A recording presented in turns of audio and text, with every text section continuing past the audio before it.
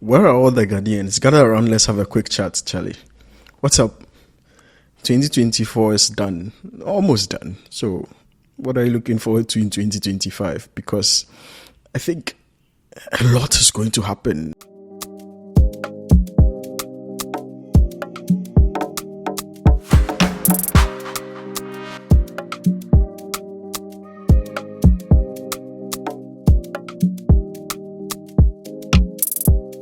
In this episode, I'm just going to throw some quick light on some of the things that I think are going to be defining the year 2025. But 2024 has been in Ghana an election year, and so lots of the talk has been about elections. So many things happened. And on the Shafts podcast on Ghana this week, on several episodes, we spoke about them. From Mukwame Nkrumah by the famous Napo to Mofasti Anomame by our dear Dr. Mahmoud Bawumia, to the abysmal election performances of that's just the gazetted results declaring that Bawumia had 38%, like impeccably low. I mean, Mahama's 41% was used to laugh at the NDC, and now he's dropped 3 percentages down, which is significantly bad and abysmal. And look at some of the things that have really defined Ghanaian politics. And it's like, it's been a huge year in Ghana. But then the year ended with a lot of relief for people, or for some people, because the election results eventually brought some winds of change. And so we're going to look at exactly what are the things that are going to be defining Ghanaian, the country in the year 2025. But also don't forget, the GFA, Black Stars, abysmal performances left, right, center, from having the most terrible campaign in AFCON qualifier to getting like our stadium suspended by CAF for not beating the standard. Like, oh, it's been bad though. But let's look at exactly what are the things that are going to be defining the year 2025. Top of the list, obviously, is the Operation Oral. Operation Recover All Loot by the NDC incoming administration. It's one of the flagship promises of the President-elect John Mahama, who said he's going to prosecute all corruption scandals and investigate and prosecute and recover revenue from all corruption scandals. And it's been significant. They've put together an introductory team to the project, chaired by it's no surprise that it's chaired by Honorable Okudzeto Ablakwa, because obviously he's one of the people who've been the source of these scandals breaking into the news space and all that. And so it's been significant. He started, the president-elect has shown some signs of interest and prioritization for the oral operation. 2025 is going to be the year where we question whether or not it's all political gimmick and political talk. And I think for me, in my personal assessment of the issue, and I had this conversation with someone after the election, a friend, a long-time friend from uni, who said, well, it's going to be difficult, because I personally think things are going to get worse in the year 2025 in terms of the economics and all that, and I'll come to that a bit. But I think the one thing that Mahama can do to regain trust of people, regardless of how bad things go economically, is to actually prosecute people and recover loot from corruption.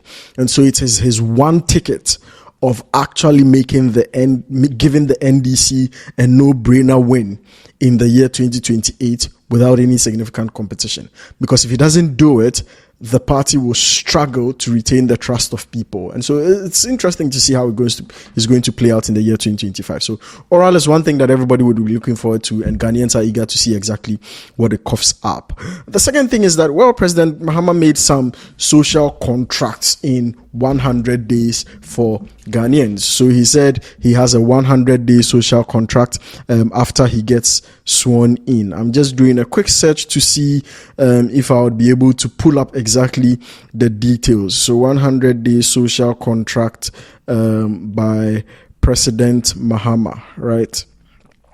And it's going to be exciting to see, it's 120 days instead. It's going to be exciting to see exactly what is in there. And in the 120 days social contract by President Mahama, there are essentially 26 things that are there.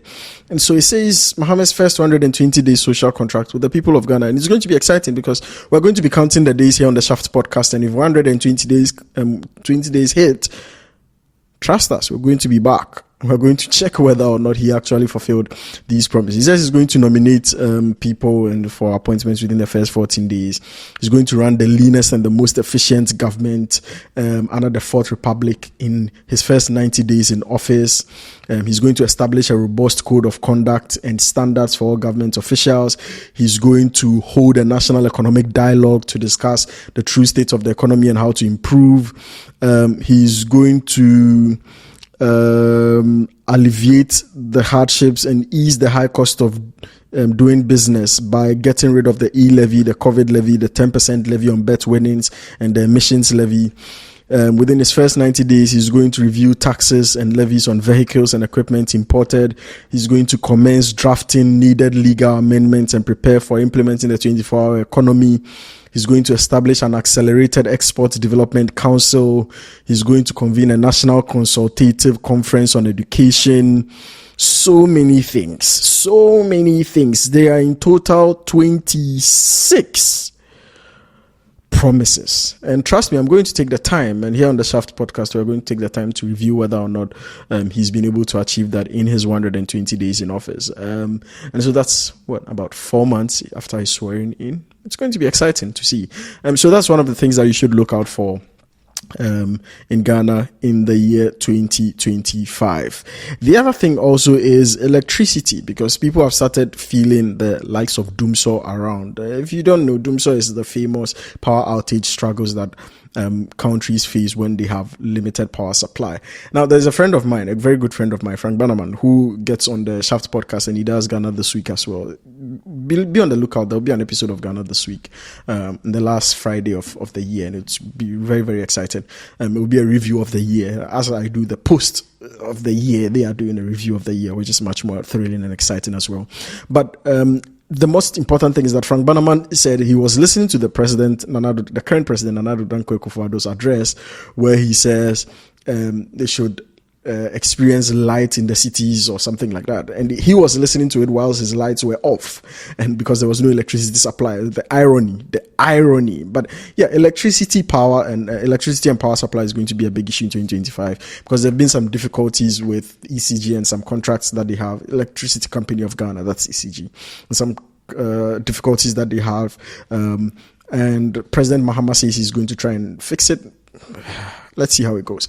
But essentially, what you are seeing in the trend is that 2024 was a year of elections. 2025 was a year where you assess whether or not your election even did you any good. Right. And so a lot of the things that are going to be defining in Ghana is going to be around political promises that has been made by the current president. The next thing is the IMF and the debt sustainability. Now, we've had this government suspend certain debt payments that are going to kick in the next year and the next 2 years.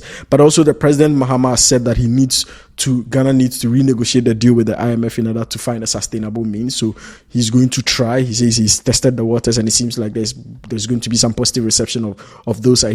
So let's see whether or not in the year 2025 they are able to go through that process and actually renegotiate the monetary payment to the IMF. But also on the international market and the international borrowing market, there are some suspended debt payments that are going to kick in. And so is it going to make our currency valuations worse when we have to start paying those debts?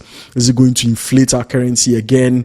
How is it going to bring in much worse hardships? Is that going to be the worst period of this whole COVID crisis, post-COVID crisis? And who is going to be blamed for it? Would the blame games be shifted on the Akufo-Addo presidency for suspending those payments till now? Would the blame game be shifted on the Mahama presidency for saying he said he could fix things, so he should fix it? People say he's claimed he's a nation builder, and so he should prove his prowess in the worst conditions possible. It's tough. And so in 2025, we're going to look at those as well and see exactly how that is going to go. We'll also talk about 2025 Ghana Black Stars and the Ghana Football Association, because the Ghana Black Stars have hit rock bottom, but also there's World Cup qualifiers that are still ongoing. So let's see whether or not they get to redeem themselves. There are issues of captaincy, issues of trust, issues of player commitment, players declining the calls to come and play for the national team, the GFA screaming at old men as if they are toddlers and eventually not winning anything, trying to prepare for a publicity celebration if they had won that game, and eventually they never won, and so it now backfired and all that. And you look at it and you're like, exactly how are things going to play out? And I think 2025 is going to be a crucial year for Coach Otuado as well, because he's going to be under the spotlight as to whether he's able to qualify Ghana for the World Cup. And so let's see how things go for the footballs inside of the country. But I think the GFA is feeling, without mincing words, abysmally. Go and watch our episode on Ghana this week where we discussed exactly the downfall of the Ghanaian football royalty and dynasty as well, and all those things. And then finally, inflation. Inflation is going to be a big thing in the year 2025, depending on how things go, but it's contingent on a lot of things. And depending on how things go, Ghanaians would depend on that inflation to either harshly judge the government or be greatly appreciative towards them and be happy about the decisions that they've made. Now, beyond these, there are a lot more things I obviously know that you want to talk about that are going to be important in the world and in Ghana as well.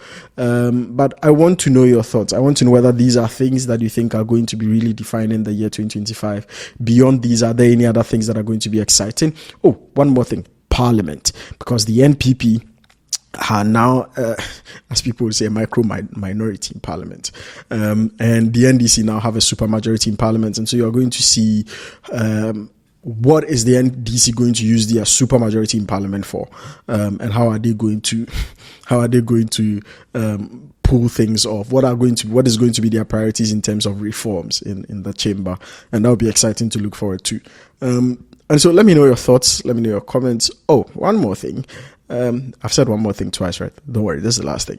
But I just wanted to point out that I don't know whether after listening to this episode, people will still come back and call me NDC or MPP or whatever it is. Because in past one-on-ones that I've done or solo episodes that I've done about Ghana, almost all the time, somebody says I'm NDC, somebody says I'm MPP, I'm this, I'm that.